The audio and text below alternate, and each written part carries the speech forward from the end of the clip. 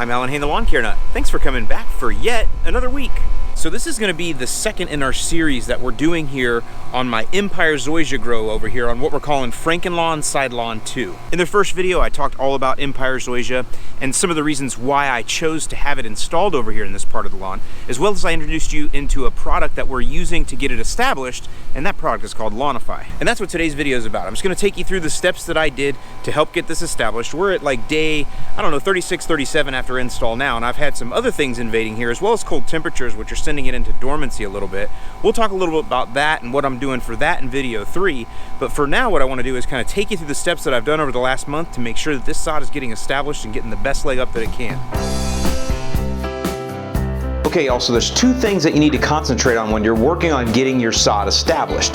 The first one is water or irrigation or moisture, and the second are roots. So first let's talk about watering. And the first thing I want you to do is, right after your sod is installed, I'm assuming you have an irrigation system or some sort of irrigation plan set up, even if you're doing it manually. What you want to do is you just want to check that coverage. Turn on your irrigation and look at everything. Make sure you're covering end to end, corner to corner, and that you've got good overlap or consistent overlap throughout your sod installation area. After you've done your first thorough soaking, what you want to do is just lift the sod up and check underneath. You want it to be wet under there. You don't want puddling, but you also don't want it to be dry. You definitely want to be able to feel some moisture, and if you can feel it on your fingers, then you know that you're getting enough penetration. If you're not feeling water underneath there, then you just need to turn your cycle up and run it just a little bit longer. The other thing, it's okay to walk around the sod a little bit. You're not going to hurt it. You just want to walk around and feel it under your feet. Does it feel soupy in some areas? Does it feel dry in others? This is how you're going to identify dry spots where maybe you just can't get those irrigated, so you're going to need to do a little supplementation with some hand watering. Either way though, you want to be vigilant and observant at all times. So once you've got that established, your first 8 to 10 days you're going to want to water twice a day that way, probably sometime in the later morning and then sometime in the mid-afternoon. Now once you get to day, 10, 12, 15 right in there, you can probably start cutting things back.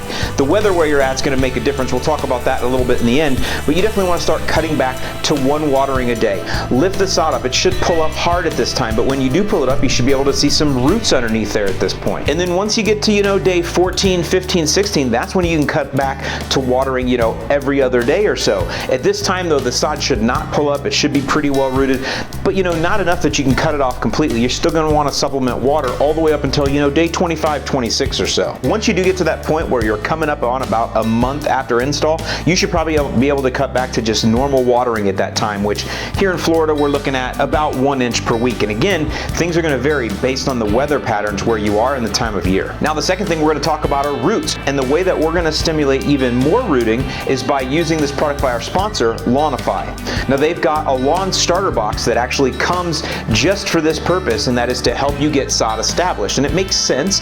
Lawnifi, their sister company is Sod Solutions. They're the folks that brought us this Empire Zoysia here, and so they've got a line here to help you get it established, and that's what we're using here on this section here in Frankenlawn. Now, the first thing I noticed that's cool about these products is that's very convenient. I mean, you basically have these 3 bottles. Each one covers 5,000 square feet. My lawn is only 2,500 here, so I have a little bit left over for use later or for other things. And that brings me to another point here is look at the storage. It's just these 3 bottles and that's it. You don't have a spreader, you don't have a pump sprayer, you don't have to mix anything. It's really just these 3 bottles. So if you're pressed for space, or maybe you're concerned about storing a lot of things that somebody might get into or whatever, that's all you have are these 3 bottles, and when the one is done, you just get rid of it.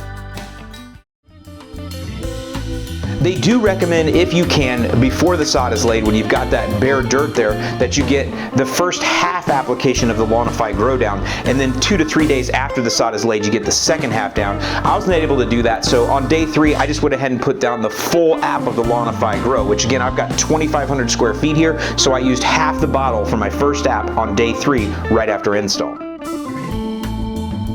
right around that 10 to 12 day mark, 2-week mark after install, that's when you put down the second application of Lawnifi Grow. Now, one thing you're going to notice here is these are not high fertilizer type applications. What you really have here is some humic acid, biostimulants, and a little bit of micronutrients. And the reason is because we don't need a ton of starter fertilizer like everybody thinks you do. And that's one of the things I learned when I went out to the sod farm. Now, as we're continuing to monitor things with our irrigation, once we get to about day 20, 25 or so, that's when you can go ahead and put in a little bit more, macro type fertilizers as far as we're talking about nitrogen and some potassium. And that's when we're using the Lawnifi Maintain, which is the third and final bottle in that starter pack. I was actually a little late with mine. It was like day 30 when I got mine down, and that just kind of illustrates that we know you get busy. These are just target dates, but again, things are going to vary based on your situation, and in my case, I just got to it a little bit late.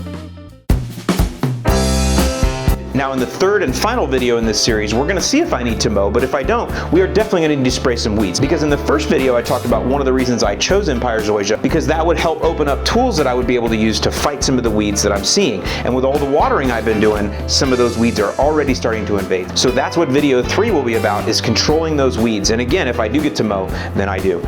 So with that, there's helpful links in the description below if you'd like to check out Lawnifi. They've got a special landing page for you. And with that, I'm Alan Hain, the Lawn Care Nut. Thanks for watching, and I'll see you in the lawn.